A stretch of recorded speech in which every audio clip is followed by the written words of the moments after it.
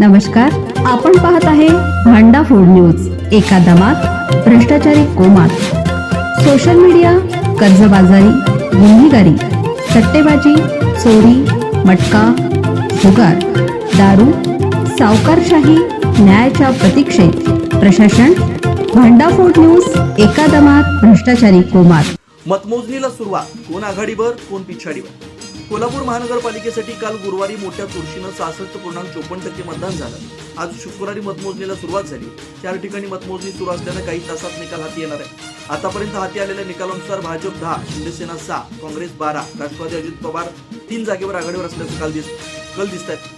गांधी मैदान निवडणूक कार्यालय तर एका प्रभागाची मतमोजणी होणार असून पहिल्यांदा प्रभाग क्रमांक 10 पासून सुरुवात होणार आहे. दुधाळी पॅव्हेलियनमध्ये प्रभाग क्रमांक 7 ची पोस्टल मतमोजणी सुरू आहे. व्ही टी पाटील, रमणमाळा या ठिकाणी टपाली मतमोजणी सुरू आहे. काही तासात महापालिकेवर काँग्रेस सत्ता राखणार की सत्तांतर होणार हे स्पष्ट होणार आहे. मतमोजणी केंद्राच्या बाहेर कडेकोट पोलीस बंदोबस्त आहे. आपल्या भागातील स्थानिक उमेदवारांना मते देण्यासाठी कौल, संमिश्र चिन्हामुळे उडालेला गोंधळ, प्रत्येक मतासाठी उमेदवारांनी लावलेल्या जोडण्या, त्यासाठी झालेला पैशांचा अमाप वापर यामुळे सर्वच प्रभागात काटाजोड लढती झाल्या. परिणामी हमखास निवडून येऊ शकतो असा अंदाज वर्तवणं भल्याभालांना जमलं नाही. गुरुवारी दिवसभर प्रत्येकजण नक्की काय होणार याच धाकधुकीत आहे.